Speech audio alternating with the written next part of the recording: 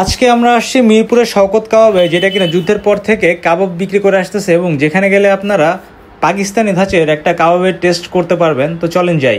40 মিনিটের মতো অপেক্ষা করছি আমরা, 40 মিনিট পরে খাবার পাইছি। তো আজকে আমরা আসছি হলো নাদিমের এলাকায়, নাদিমের বাসার পাশে, এবং নাদিম 2009 সাল থেকে এইখানে খায়। আর আগে দোকানটা কোথায় ছিল? আগে দোকান এই পাশেই ছিল। হ্যাঁ, কিন্তু এই দোকানের বয়সও মিনিমাম 35 বছর হবে। 35 বছর হবে দোকানটার বয়স। আর একটু দেখাই, আজকে কিছু আনকমন খাবার আমরা নিচ্ছি, মানে এটা সবসময় পাওয়া যায় না। একটু ক্লোজলি দেখান, এই খাবারটা পরে আসলে পাওয়া যায় না। এখানে আমরা একটা স্বামী কাবাব পাইছি, আর একটা পাইছি আমরা এখানে, এটা কি নাদিম? কাটলেস। এটা কাটলেট পাইছি, আর একটা এটা টিকা। টিকা। একটু জাস্ট দেখাই স্বামী কাবাবটা, একটু ভেঙে দেখাই আপনাদেরকে।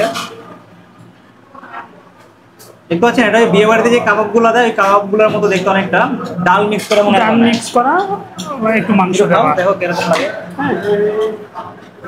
আর আমরা তো নর্মালি সন্ধ্যার পরে আসছি। আর নাদিমের বিষয়টা বলি, নাদিম এখানে দুপুর একটা নামাজটা পড়ে যাওয়ার সময় মাঝে মধ্যে একটা কাবাব খায়, এটার নাম জানি কি? গুলি কাবাব। গুলি কাবাব, 5 টাকা দাম।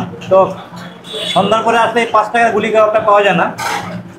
আমরা অন্য একদিন এসে এই গুলি কাবাবটা ট্রাই করবো, যে দুপুরবেলা আসলে টেস্টটা কিরকম। এর টেস্ট কি ভালো গুলি কাবাবের? খারাপ না, পেঁয়াজ বেশি দেওয়া থাকে আর ভাজা থাকে। তো স্বামী কাবাবটা টেস্ট ভালো। মানে এখানে যে আইটেমগুলো দাম তো মাঝে মধ্যে চেঞ্জ হয়, তো দামগুলো শুনছিলাম বাট মনে আসতেছে না। তো খাবারের শেষে আমরা প্রাইস চার্টটা দিয়ে দিব, ওখানে আপনারা সবগুলো খাবারের দাম দেখতে পারবেন। আর তারপরে আমরা এটা জন্য কি করছিল বন্ধু? কাটলেস। কাটলেট একটু ট্রাই করি। কাটলেটের ভিতরে পেঁয়াজ দিয়ে মরিচ মিক্স করে আর কি বানাইছে, বেসন দিয়ে বানানো। তোমরা যখন ছোটবেলায় এখানে খাইছো?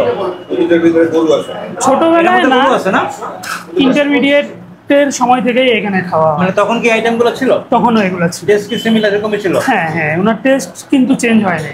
হ্যাঁ, আর একদম সলিড মাংস থাকে চাপে। আর নাজিমের বাসা যেহেতু শওকতের পাশে, তো দেখা গেছে প্রতি 2-3 দিন পরে খাওয়া পরে মাঝে মাঝেই খাওয়া হয়। আমরা এসে যখন ডাক দিই তখন আর কি বলা যায়, বন্ধু আমি খাবো না, আমি তো আসলে আজকেই খাইছি দুপুরবেলা, তো জোর করে খাওয়ানো যায় না। ভাই ক্লোজ নিয়ে আসেন। এটা একটু এটার নাম জানি কি ছিল? এটা টিকা। টিকা। এই আইটেমগুলো অতটা বানায় না, মানে দেখা গেছে যে আপনারা এটাতেও পেঁয়াজ থাকে বেশি, পারবেন না। এটাতে পেঁয়াজ আছে। আরেকটা বিষয় বলি, এখানে যে যতগুলো আইটেম আছে প্রত্যেকটা আইটেমের মধ্যে গরুর বা মুরগি কোনো না কোনো মাংসের একটা ফ্লেভার থাকে, এবং অংশ কিছুটা থাকবে আর কি, কিমা করা একটা অংশ। আর টিকা বিফের হয়, চিকেনও হয়। আর একটু দেখান আমরা ভাই, তারা এই সালাদটা দেয়, ওনার এক্সেপশনাল হলো সালাদ। এইটা যদি দেখা যায় কিন্তু অনেক রেস্টুরেন্ট এখন এই সালাদটা দেয়, মানে করছে কি বলে এটাকে, মরিচের যে কাঁচা মরিচের বাটা, কাঁচা মরিচের বাটাটা সালাদের মধ্যে দিয়ে দেয়। আর আমাদেরকে একটু এক্সট্রা করে ঝোল দিয়ে দিচ্ছে, মানে আপনি যদি জাস্ট ঝোলটা নিয়ে এক্সট্রা করে খেতে চান আপনারা এবার ঢেলে নিতে পারবেন।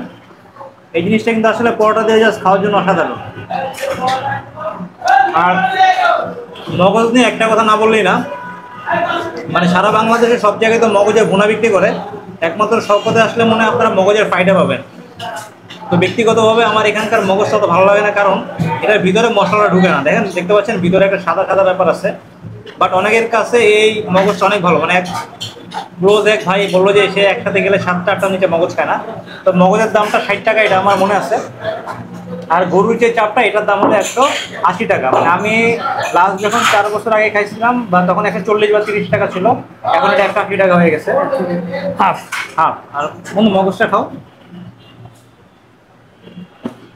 বাট এই মগজে একটা র ফ্লেভার পাবেন, মানে হোয়াইট র যে মগজে একটা টেস্ট, এটার মধ্যে আপনারা পাবেন। মগজ কেমন লাগে?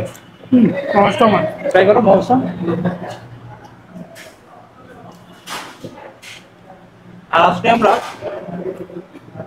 আসতে আপনার চিকেনটা শেষ হয়ে গেছে, চিকেনটা আমরা আজকে খাইতে পারি নাই।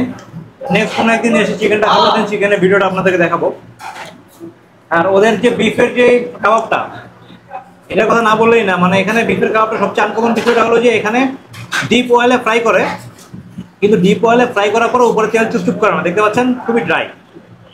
বাট আপনি যদি মুস্তাকিবে যান বা বিসমিল্লা কাবাবটাও যান, বিসমিল্লা কাবাবটা কিন্তু ডিপ ফ্রাই না, এটা আপনার ওদের কাবাবটা তাওয়ায় ভাজে, কিন্তু ওদের কাবাবটার মধ্যে অনেক তেল একটা ব্যাপার থাকে। আর শওকতের কাবাবটা আপনি তেল তেল ব্যাপারটা পাবেন না, একদমই লাইট একটা খাবার। আর ওখানে ভিতরে পরোটার একটা যে সেকশন ভিতরেই, তো যারা আর কি ভিতরে বসেন এই পরোটা সেকশনের গরমটায় আপনার বডিও দেখবেন যে একটা তাপে হিট হয়ে গেছে, এবং আজকে এই হালকা বাইরে বৃষ্টির মধ্যে শরীরে অনেক গরম একটা হিট ক্রিয়েট করতেছে। বাট আমি যদি ওদের সব খাবার রেটিং এর মধ্যে বেস্ট বলি, এটা হলো গিয়ে বিফ চাপটা এবং চিকেন চাপটা আমার কাছে বেস্ট। আর মগজটা হলো ইউনিক একটা আইটেম, কি বলো বন্ধু? মগর যে হচ্ছে এই যে কাটলেটসটা বেশি মজা। তোমার কাছে ভালো লাগে?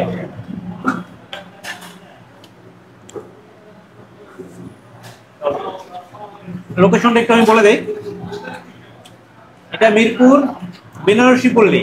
আপনারা যদি কেউ মিরপুর 10 নম্বরে আসেন, একটা রিক্সাওয়ালাকে দেখায় যদি বলেন যে বেনারসি পল্লী শওকতে খাওয়া হয়ে যাবো, ম্যাক্সিমাম রিক্সাওয়ালাই ছিল আপনাকে নিয়ে আসবে। এবং মেট্রো একদম সহজ লোকেশন। উত্তরা থেকে আসতে চান বা আপনার অন্য এরিয়া থেকে আসতে চান, অরিজিনাল 10টি স্টেশনটা ওখানে নামবেন, নেমে কোনো এক রিক্সাওয়ালাকে বললে দেখাই দিবে। আর আপনি কখন থেকে কখন খোলা পাবেন, আপনারা দুপুর একটা থেকে আপনারা রাত 10টা পর্যন্ত পাবেন যদিও, বাট আপনারা 9টা বা 8টার মধ্যে আসার চেষ্টা করবেন। 8টার পরে অতটা আইটেম পাওয়া যায় না, অনেক সময় ফাঁকা হয়ে যায় এই আর কি। আর এখানে আরেকটা বিষয় একটু বলি, যে এখানে যারা আপনারা বানায় বা স্টার্ট করছে তারা আর কি যুদ্ধের পরে পাকিস্তানি যারা ছিল ওই কারিগর বা তারা এটা বানাইছে, তো পাকিস্তানি একটা খাবারের টেস্ট আপনারা পাবেন। তো যারা কখনো আসেন না, আমি বলবো অবশ্যই আসবেন, একবার শওকতের খাবার ট্রাই করবেন। ধন্যবাদ সবাইকে ভিডিওটা দেখার জন্য। এখানে সবগুলো খাবারের প্রাইসটা দেওয়া আছে, তো আপনারা যাওয়ার আগে এখান থেকে খাবারের দামটা দেখে যেতে পারবেন সবাই। ধন্যবাদ।